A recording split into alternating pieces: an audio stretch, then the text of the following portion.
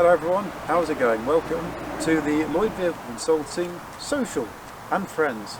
We are joined here by one of the friends of the Lloyd Vehicle Consulting channel, Mark from Mark on Motoring. And today he's brought down his Renault Mégane Coupé Mark 1 Fidji edition. So Mark, obviously welcome to the channel. Lovely car, love it. Talk us through your car. Well, thank you, and first of all, thanks for having me on the channel. It's a pleasure to be here. And yep, today I've brought you my Mégane 1.6e Fidji Coupé. Now, the Mark 1 Méganes ran from around 96 to 99 in the UK. Obviously, there were various body styles. We got the hatchback and coupe initially, with the Scenic MPV and the Classic and Cabriolet following a little bit later on. Now the Fidji, which we have here, is actually based loosely around the entry-level 1.6e model. Now the 1.6es were quite Spartan. You still got the colour-coded bumpers, but you had a blanking plate in space for the fog lamps, you had steel wheels, you didn't get electric windows or anything like that. But the coupes were perhaps a little bit nicer spec than some of the more pedestrian models. So you got colour-coded bumpers as standard. You also got these twin headlamps across the range as well. So as I say, this is based loosely around an entry-level 1.6 litre car, which was an 8-valve engine producing around 90 horsepower at a little over 5,000 revs and 137 newton meters of torque at around 4,000 RPM.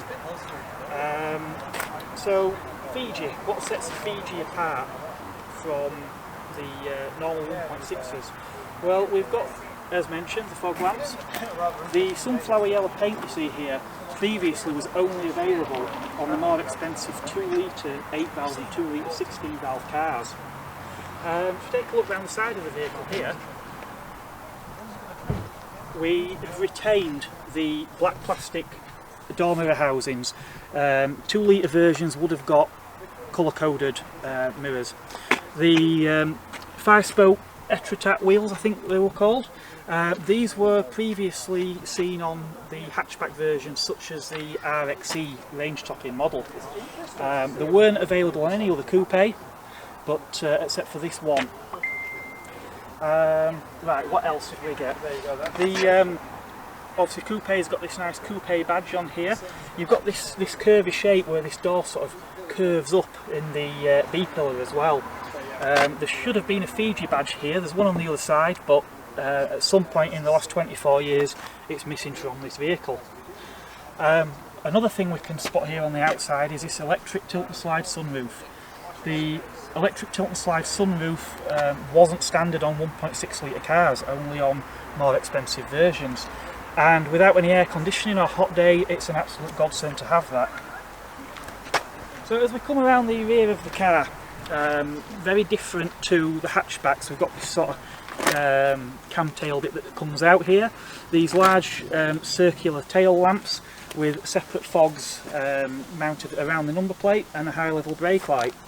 Not a hatchback, it's actually a proper coupe, as you can see here, with this rather small access to what isn't actually a bad sized boot, and we've got a steel spare under there too. But back to the exterior, we've got this this boot spoiler. 1.6 and 2 litre 8-valve cars in these early phase 1 models didn't have a boot spoiler, only the 2 litre 16-valve. So when the Fidji Special Edition came along and later the Sport model, they got the spoiler, which made it look a lot more like a 2 litre 16-valve car. But I think that just about covers everything on the outside. So what's different inside the Mégane Coupé? So, on board the Mégane Coupé, very similar to its hatchback and saloon siblings, we've got pretty much the exact same dashboard. Everything in the middle here is the same. There were slight revisions over the model year, but obviously some got more equipment than others. So, for example, this car has got central locking, which is operated from this rocker switch in the middle here. We've got an air recirculator button. Some models would have had another button here for air conditioning, which Sadly this car didn't get, it was an option, but it wasn't standard. As we move up the dashboard, we've also got a comprehensive range of instruments. So we've got a rev counter over to the right hand side with a red line showing at 5,750 and electronically cutting in at 6,000 RPM. We've got a 150 mph speedometer in the middle, which by this point houses an LCD display which shows oil on startup and the vehicle's mileage and trip. Incidentally, the very early cars had the old-fashioned tumbler wheels on there. Moving across to the left, we've got a temperature gauge and a fuel gauge provided by Jaeger.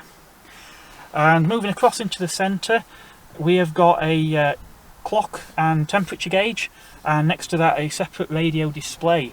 Now again, earlier cars, the lesser spec models had two equal size displays there, but this being a Fiji has a little bit better, like on the higher spec cars. We've got an RDS readout on that display as well. Moving down, we've got the factory standard radio cassette on this car. Sadly this one is the 2 watts per channel, 2 times 8 watts, with mid-bass drivers in the doors and tweeters on the dash top. Higher spec cars also benefited from speakers to the rear. This car is pre-wired for those, but sadly the head unit won't power them. Steering wheel, again, a little bit different to on Mr. Bill's Classic. Here we've got a 4-spoke design with the horn pushers on the wheel itself. I think the 16 valve cars may have been available with a leather trim steering wheel as well. Again, we've still got our fingertip controls behind for the radio.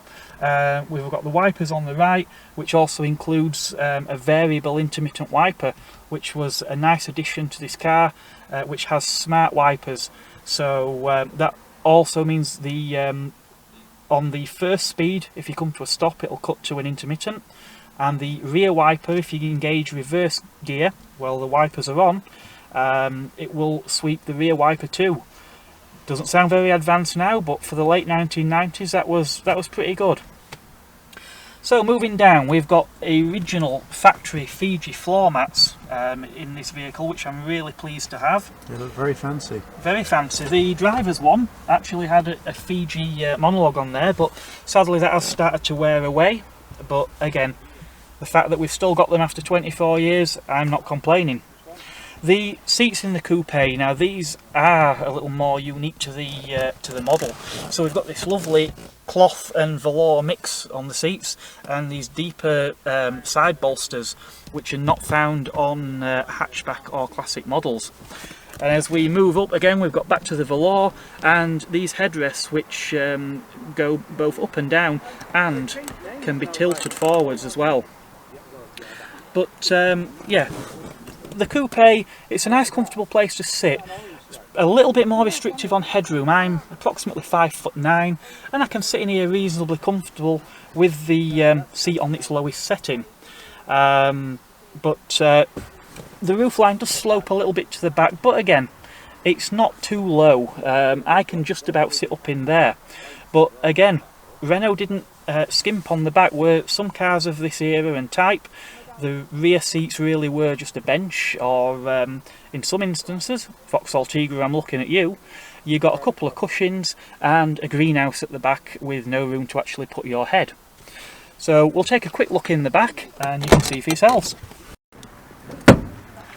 So, accessed by these folding sliding front seats into this back. Now, this is actually surprisingly comfortable, and as you can see, I've actually got a bit of headroom in here. Knee room is where it falls down. With the seat sat for me,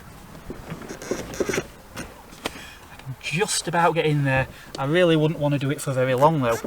But as I say, all in all, it's quite comfortable. Being a 4-seater, you've got quite a wide cushion here. You really do sink in. You've got place for your arm at the side and some little storage cubbies down here. Something I really like in this car is this centre storage. We've got a bit of a tray on top, and as we open that up, perfect size for your cassette tapes. And who doesn't love a cassette tape?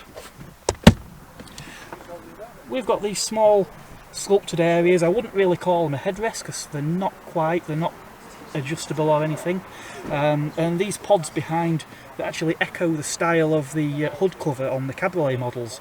As I say, some versions do have speakers mounted in there too. Lighting to the back as well, just so you can see when you get in on a night. But yeah, pretty much everything you need, very little that you don't.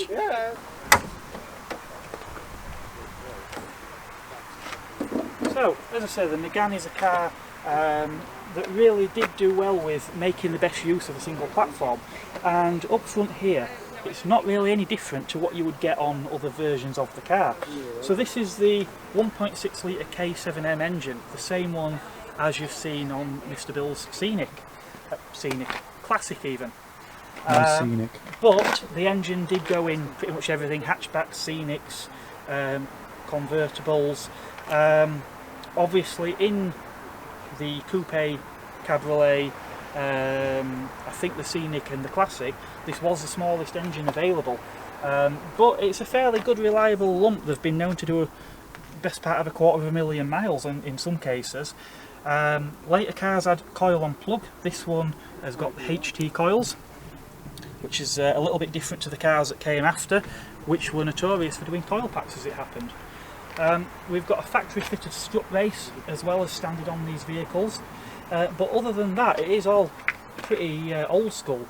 But again, with this 1.6 there's quite a bit of space here to actually get into work. Now I have done a few little things on this car. It's had a radiator replaced and the hoses, thermostat and things while I was at it, because I do want to drive this vehicle and I want it to be reliable, so it's worth spending the money to get it right. One other thing of note in this vehicle, I've actually put a new expansion bottle. That fancy. Yeah, now that coolant, as you say, is looking a little bit discoloured, but no matter how many times you flush these, because they've got a cast iron block, you always get back something that looks like liquid rust. It's not ideal, but that's the way it goes. I've just done 250 miles down here in extremely hot weather, and the temperature gauge has been bang on centre where it needs to be. So for that I'm quite happy. So you've been watching Bull's Wheels. I'm Mark Parr of Mark on Motoring. Thank you once again, Jake, for having me, and thank you for taking the time to look at my Renault Mégane 1.6e Fidji. Bye for now.